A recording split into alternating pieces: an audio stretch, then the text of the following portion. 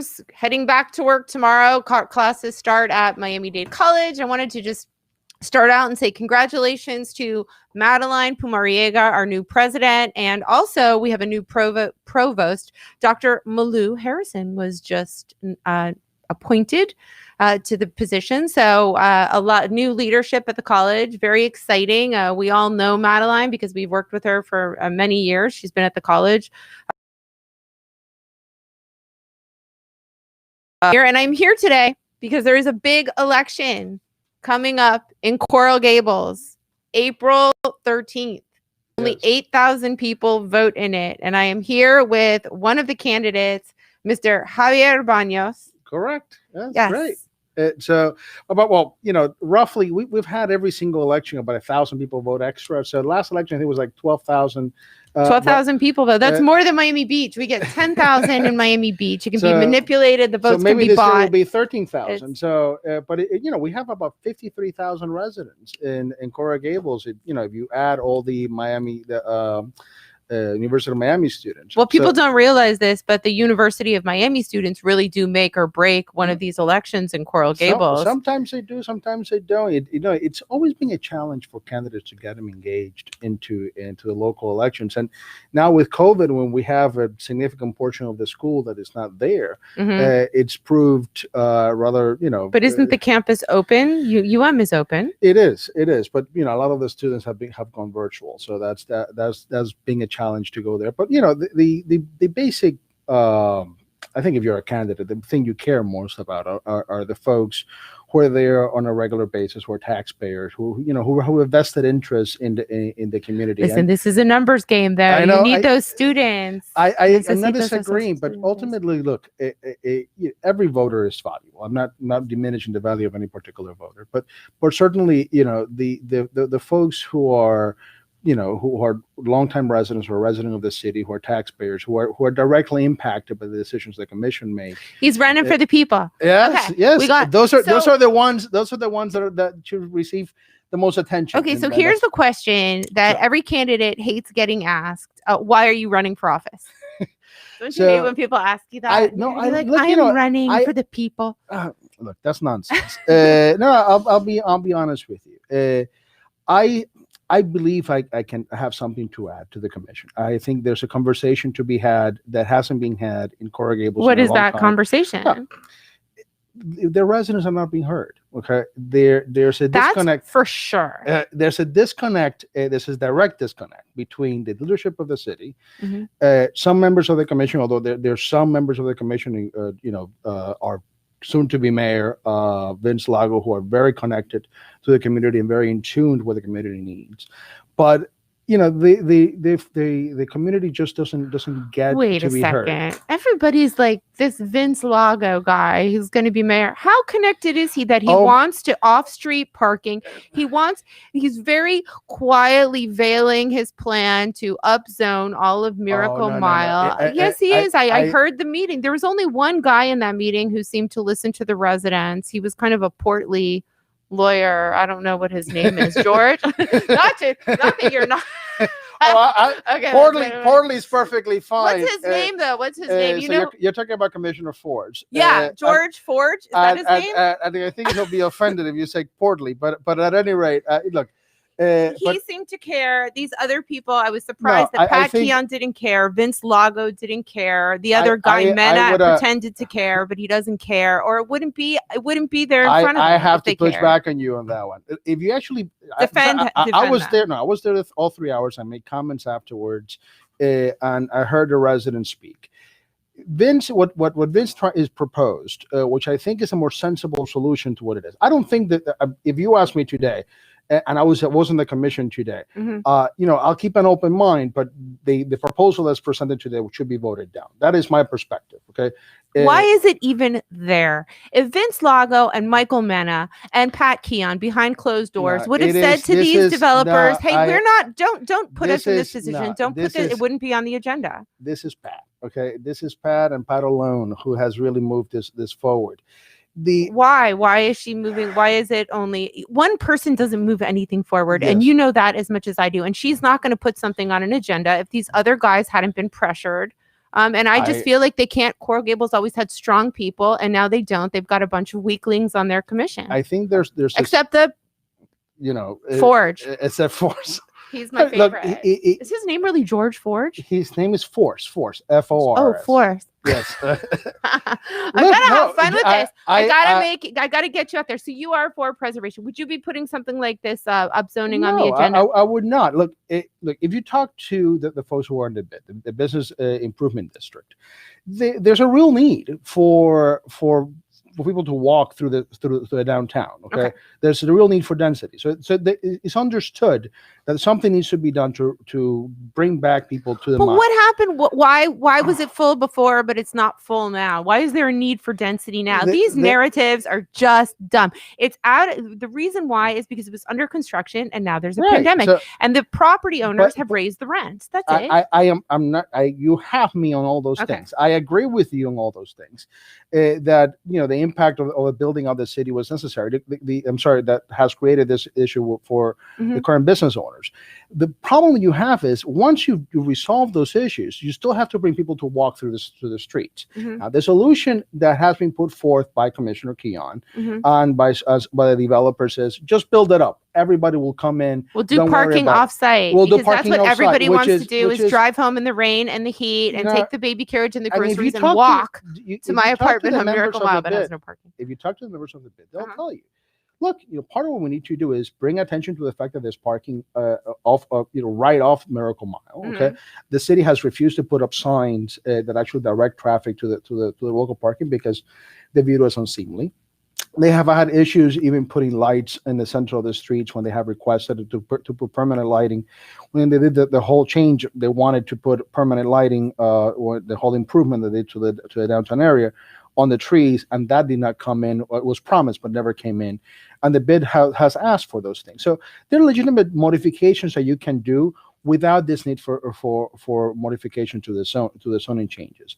Their interest, people who are owners of the downtown area, especially developers from the downtown area, who have pushed, specifically Commissioner Keon, to modify what was supposed to be a simple update. Okay, the whole idea was sold to the commission years ago as a simple update of the zoning code, and there's legitimate concerns for that. There were some ad hoc changes that you work in the commission. Sometimes we'll make an ad hoc change, and then it becomes an entire code. So they wanted to sort of streamline some of the things, but in that sense, she particularly lobbied, to have this particular move changed. So much so that for one particular property where the Starbucks used to be, she pushed in December, to bring the upzoning back in January. And the entire commission, Commissioner Mena, Commissioner Lago, and Commissioner Force, who you love, pushed her back and stopped her from doing that, And now we are now in a situation where it's being brought back in. And, there's this the mayor wrote a letter the other day that said, we had 25 meetings on these things. Yes, you have 25 meetings. Some of them on the zoning board, which very few people actually attend. You have meetings that was with the developers. Let's wait. All those things happen. Okay. We know that there was a meeting. 287 residents attended the meeting. Right. Everybody said that they didn't have any resident input. Now they are creating. The Coral Gables Preservation Society has hired this attorney, David Winker, to now come in and push so that they have a series of public meetings or meetings in public prior to this. So I think that at this point, the entire thing has been deferred. Let's go to this election process. You want to be a man of the people, which is great. Okay. And I love that. Appreciate that. Not entirely sure. Do you have a chance of winning? Mantle. What do you think? You got a chance? Well, I wouldn't be in it if I didn't have a chance to win it. Look, ultimately, you're selling yourself in this situation, and you know that from being a public official. And do you have these resident groups? Are they behind you? Look, I didn't. Some part of the problem that has been in the Gables, the candidates just show up from the last minute, right? They have never been to a public meeting. They have never cared. I have 13 years of public service when I used to live here in South Miami, in the city of Miami, and the city of Coral Gables, that I've served on various boards continuously. Are you eating at Burger Bob's all the time and trying to raise money and hit up those country club I think my people? Look will tell you that I eat at Burger Bob every day, but no. When I was campaigning in Coral Gables, it was like, I'm going to eat it Burger Bob's. Did you know that Castro's sister lives in Coral Gables? Juanita. And I should have her on. Have you gone and knocked on Juanita? Do you have Juanita behind you? Juanita, te quiero. She's a Democrat. I'm not entirely sure. I've knocked on her door, but look, yes, Burger Bob's is a place I've visited more than one occasion. But where you raised your $100,000, according to Mr. Banos, it's $190,000 to run a race in Coral Gables for 4,000 votes. Or actually, how many people you said 12,000 voted or 8,000 voted? So typically every election, about 8 to 12,000. It's an average voting every election, and then the runoff you have about 4,000 to 5,000. Who's giving that money? I mean, who's donating $200,000 for a Coral Gables race in April? It's crazy. In my particular case, has been family, has been friends, it has been clients, because I have a CPA practice, and folks that I've attended for many years who are giving. I haven't had any developers give me any money. No developer money. I think that's very important, because that really does. And some of the money I put in myself, because I really believe that this is something that. How much did you put in yourself? It's about $50,000 of my own money. Okay, so you raised $50,000 from friends and family, and then you put in a sizable amount yourself, and you really want this position because you feel like the people aren't being heard. Where do you live in the Gables? So. I live on Casilla Madera. I live in the North Gables, just about 3 blocks north of City Hall. So it beautiful. I love those. I love those streets with the historic homes. And that's the thing. Look, when we were going to buy a house, we had our family house was growing. My wife said, we need a bigger house than the one we had in South Miami, and I wanted to put it, living in a place that I really loved, and that I thought was walkable and had a verdant, greenery. And it was a place that it was a pleasure to live in. And the only place that I found that I thought was the best fit for my family was there. Okay. I think it's great. I think it's getting ruined. I mean, if they put any more of those large buildings up, nobody's ever going to want to go to Coral Gables ever, because you can't get there, and it's ugly, and it's yin and yang, right? So no, but it's not a yin and yang. Places like Coral Gables should maintain pristine, because that's what makes them unique. And I don't think I disagree with you. I mean, that's the value of the city. The yin and yang, what I'm trying to tell you is, because we're the victims of our own success, right? People want to live in the Gables because it's so beautiful, but the folks that want to come in, they want to build a larger house because they're paying a lot of money for the lot, and they want to maximize their value. My thinking is, if that's what you wanted to do, move to Kendall. You have these huge houses, and that's what in the Gables, there's a look, there's a feeling, there's a notion of what it is like to live in a Gables home and live in a Gables community. And I think a house that takes the entire lot, a massive construction that overtakes the neighborhood, it diminishes the neighborhood. It ruins the context. It ruins what we love about the Gables. Okay, so that nothing wrong with Kendall. To all Kendall residents, my most profound and sincere apologies if I've offended anybody. Are you going to diss Kendall?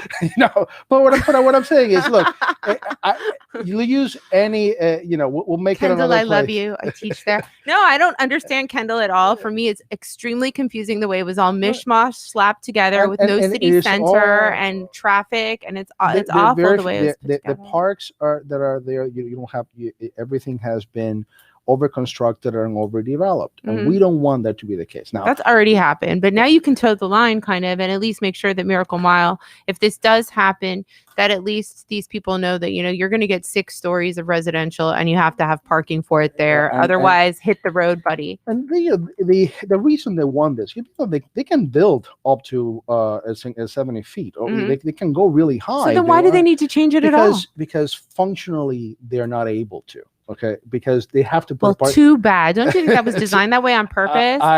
Jeanette Slesnik would have never let this happen. I really do believe that. I don't know how Raul Valdez-Fowley pulled this off and won the race. I mean, he seems so kind, and his brother seems so nice, but then everything they do is evil. Well, I mean, I don't know. I can't really speak for the brother, but I can speak for the mayor. The mayor's being and I hope I'm not disparaging, but he's being a bit of a curmudgeon lately. Curmudgeon. He called you a curmudgeon. So, but he berated residents for essentially calling him out on. There hasn't been one particular development that he hasn't liked. Mhm. And again, I don't want to pretend that I am sort of, the anti-development candidate. I'm not. I think I want the development that sort of meets the needs of the city, because we have to develop our tax base. We have to do the things that are required. But they haven't in the past. but- And what if you didn't build all of that and the values of the existing properties were raised over many years and Right. sales and appreciated in a different way, and you had Palm Beach values versus what you're starting to get now, which is going to be like Kendall values. Right. And Right? that's the issue, right? People come to live in the Gables because our history, because of the sense of community that we have, because of the looks of the Gable, because of the prestige that it brings to everybody who's there. And selling it off just because of those benefits, selling it off to this massive construction. Selling it off because you have to raise $190,000 to get elected is just wrong. Is just wrong. I agree So with wait, you. okay. But wait, let's move on from this because I want people to know who you are. So you have two children. Yes, I am I am my dad first, and I'm a husband. Okay, and a dad so how first. old are they? So I have my daughter is 10 years old. She is Amelia, and she will go to Santa Teresa Catholic School. So that's my Amelia, who goes to Santa Teresa. What grade is that? Like fourth grade? Is fourth she grade. Fourth grade. Yes. You're my son Lorenzo, who is in kindergarten, and So loving. you got babies. He's raising his children in the Gables. I think that's great. My wife is doing a much better job than I am. I'll give her. And your wife? So she's. So she, look. She's doing the heavy lifting. Obviously. Hey. I'm just kidding. I'm just trying to make it interesting because otherwise, you're just on and nobody. I allowed you to pull my finger, a I'm little just bit too long kidding. there. I'm just kidding. Anyway, look, my wife is a great human being, Vanessa, and she has the first person who had to make the decision to do this was her, because she had to. She's as much part of the race as I am. We both work together. We have a practice together. I'm a certified public accountant and attorney. She's a real estate attorney. It's a family business, if there ever was any. And this is part of doing what we do with a service that we give to our clients, to give it to a broader community. I think it is something that I have a calling for. I'm a native of Cuba. I've received a great benefit from this country. I think this is an opportunity for me to sort of give a little bit back to a place that I loved and I've come to appreciate. I love seeing accountants on boards because many times we look at these budgets and especially if you do any type of forensic accounting, you can look in and see where the waste is and how part of the problem when you're in a commission is that you're really fighting a bureaucracy. It's a terrible system where these are part-time jobs and then you have this entrenched bureaucracy that really does working with all of these special interests and they're deciding what happens and there's waste and fraud and abuse. And you're just there sitting around in a lot of ways. It feels that way to some of them because I've had a lot of them I have a lot of good politician friends who I've talked to who talk about the real struggle for them to really get their ideas forward, to really be able to make those things happen. And so I come in with a body of knowledge and an experience and a degree of skepticism that I think is healthy. I think I've had the experience to do this before because I've been serving on boards for about 13 years. I know what it is like to live in the city. I've looked at the city budget. My opponent's one is 27, never been to a meeting. And then the other person seems to be very interested in one issue.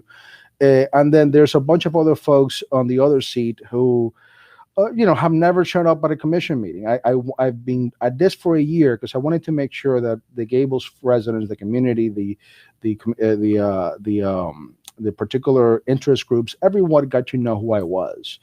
I didn't want to just be Johnny come lately and coming over to present it. And it is about having the best people and the best candidates provide a perspective that really is inclusive of the views of the local community and what we need to do. Well, here you have it. You have Javier Banos. He is Cuban American, so bilingual, raising his two beautiful children in Coral Gables, along with his wife, who is also an attorney. And he really has taken time to get to know the city. And I hope that in April you consider voting for for Thank you very Javi. much. I Because should you ma- know what? He really is a nice guy. He's let me kind of rib him and, push him. And you know come what? on. Look, if you're not a glutton for punishment, you shouldn't do this. That's it. So get out there and start walking. Normally, I would look at you and I'd say, believe "Listen, me, you've got some walking to do before I've April." been- If I I've see been you and walking- you're 10 pounds thinner, then I'm going to know that you've been like really. I've been walking campaigning. since September. I think it's just that I'm too much of a fan of Italian food. That's one of the O arroz con frijoles y arroz con bistec, pollo and any of those something things. like that. Well, listen, thank you for doing this. Is there anything you want to say? No, Yeah. look, it is. There's a website, javierforcoralgables.com that I invite anyone that wants to go there. I want to make sure that my phone number is 305-519-5581. Any concerns you have, anything you would like to talk to me about, I am an open book. I have nothing to hide. You'll never guess what I'm thinking, because I'll tell you. So, Well, thank you for doing this interview, and I wish you luck.